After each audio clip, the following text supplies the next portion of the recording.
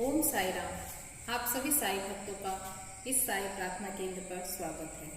फिर आप सबसे मिलकर मुझे बहुत खुशी हो रही है। आज फिर हमारे इस प्रार्थना केंद्र पर सभी के द्वारा आप सभी की प्रार्थनाओं के लिए बाबा के समक्ष हमने रखी है और बाबा से प्रार्थना की है। बाबा अवश्य आप सभी की प्रार्थनाएं और मनोकामनाएं पूरी करेंगे, ये मुझे पूरा विश्वास है। आप भी बाबा पर विश्वास कीजिए, बाबा पर भरोसा कीजिए, उनकी प्रार्थना कीजिए, उन पर श्रद्धा कीजिए, उन पर सबूरी कीजिए। आपकी सारी प्रार्थनाएं अवश्य पूरी होंगी। आज मैं आपको एक नए विषय के बारे में बताने जा रही हूँ, वह है ज्ञान। ज्ञान किसे कहते हैं, क्या आप जानते हैं? ज्ञान किसे कहते हैं, ज्ञान क्या होता है, अर्थात मैं बताना चाहती हूँ ज्ञान का क्या तात्पर्य है। ज्ञान का अर्थ होता है किसी चीज को जानना, किसी चीज के बारे में अधिक से अधिक जानकारी प्राप्त करना। ज्ञान वह प्रकाश है जो हमारे व्यवहारिक जीवन को सही दिशा देकर उन्नत करता है और हमारे आध्यात्मिक जीवन को मुक्ति मार्ग की ओर ले जाने के लिए सुदृढ़ पृष्ठभूमि तैयार करता है। अर्थात ज्ञान हमें दो प्रकार से प्राप्त होता है, आध्यात्मिक ज्ञान और व्यवहारिक ज्ञान। आध्यात्मिक ज्ञान जितना ही आवश्यक है उतना ही व्यवहारिक ज्ञान भी आवश्यक है। इन दोनों ज्ञानों के अभाव में हमारा ज्ञान अधूरा है। हम हर व्यक्ति जब हम संसार में रहते हैं, हर किसी का यही अनुभव है कि इस संसार में हर कदम पे दुख है, हर कदम पर सुख नहीं है। सांसारिक मोह माया के जाल में फंसे हुए हैं, उनको संसार रसहीन लगता है, संसार में नश्वरता का अनुभव करते हैं। तो इन सभी के प्रश्नों का उत्तर हमें कहाँ मिलेगा? सद्गुरु के चरणों में ही मिल सकता है।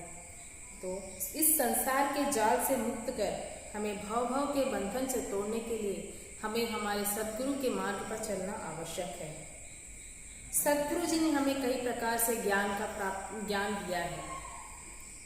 वे मोह माया को दूर करने वाले तत्व ज्ञान को हृदय में उतारने का संदेश देते हैं।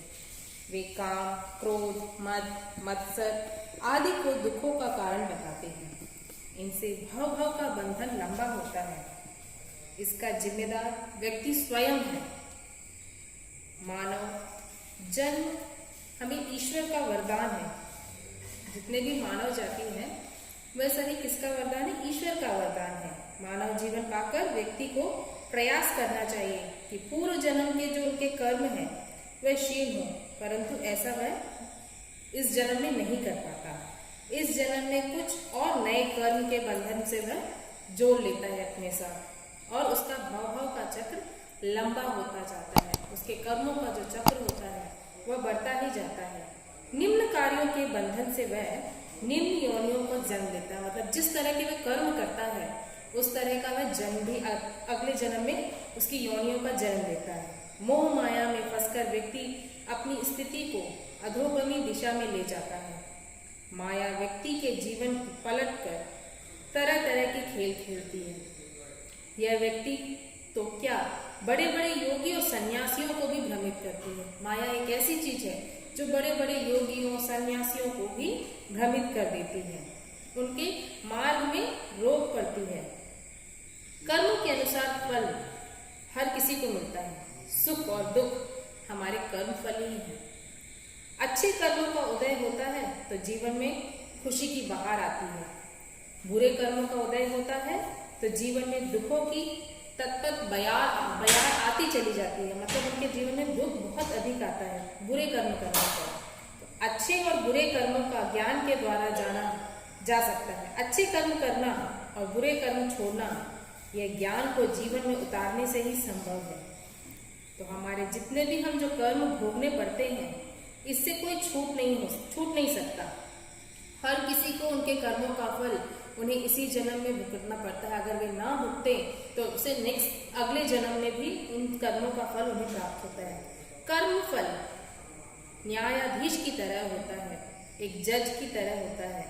वही हमारे कर्मों का फैसला करता है, वही हमारे अगले जन्मों की स्थिति तय करता है।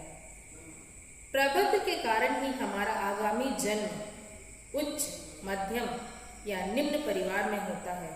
प्रबंध के कारण ही उच्च योनि में प्रस्थान और निम्न योनि में भ्रमण होता है।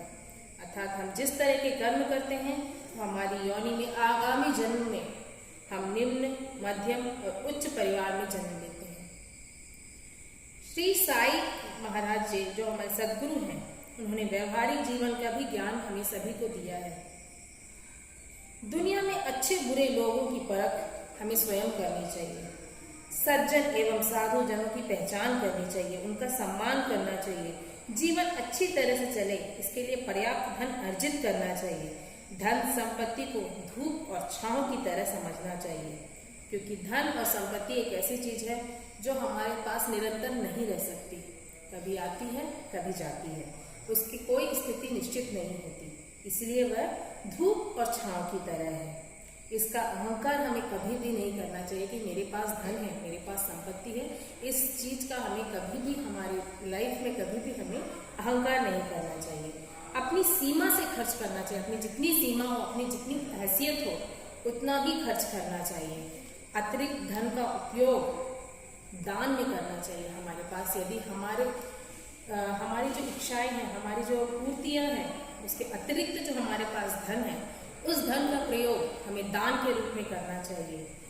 उधार लेकर धर्म संबंधी कार्यों एवं तीर्थ यात्रा पर नहीं जाना चाहिए। दान देने से पहले दान प्राप्त करने वाले की योग्यता एवं पात्रता को अवश्य परखना चाहिए, क्योंकि हम जो दान दे रहे हैं वह सही व्यक्ति के हाथ में जा रहा है या नहीं, इस चीज की परख हमें अवश्य होनी चाहिए।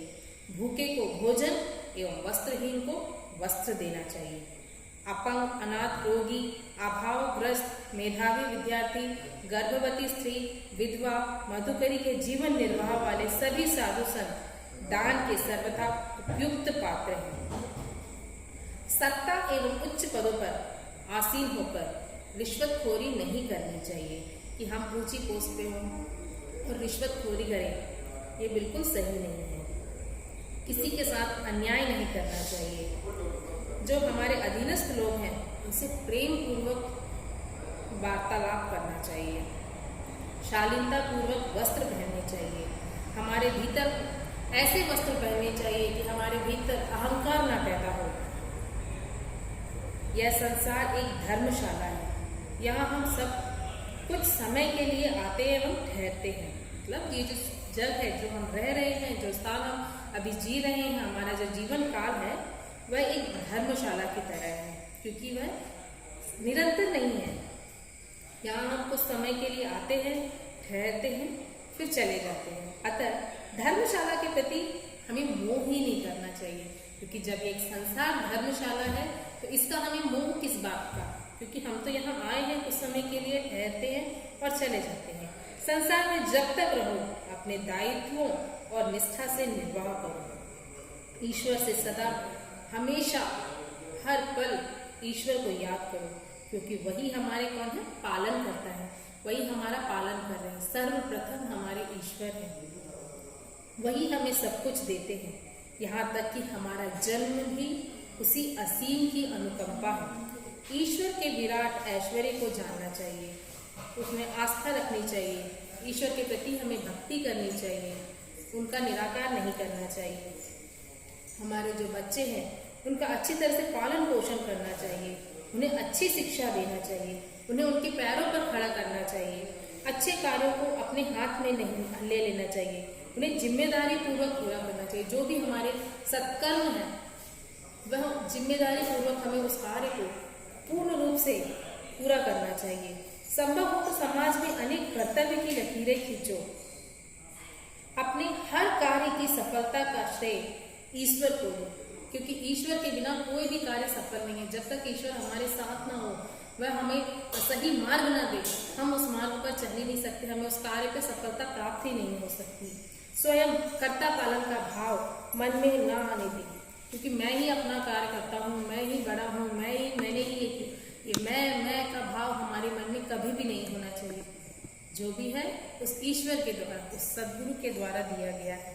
इस संसार में आने वाले को एक दिन इस दुनिया से जाना अवश्य है, अतः मृत्यु का भय हमारे मन में कभी भी नहीं होना चाहिए। उस मृत्यु भय को हमारे मन से हमेशा के लिए निकाल देना चाहिए। क्योंकि आज जब हम इस धरती पर जन्म लिए हैं तो अवश्य एक दिन हमारी मृत्यु निश्चित है।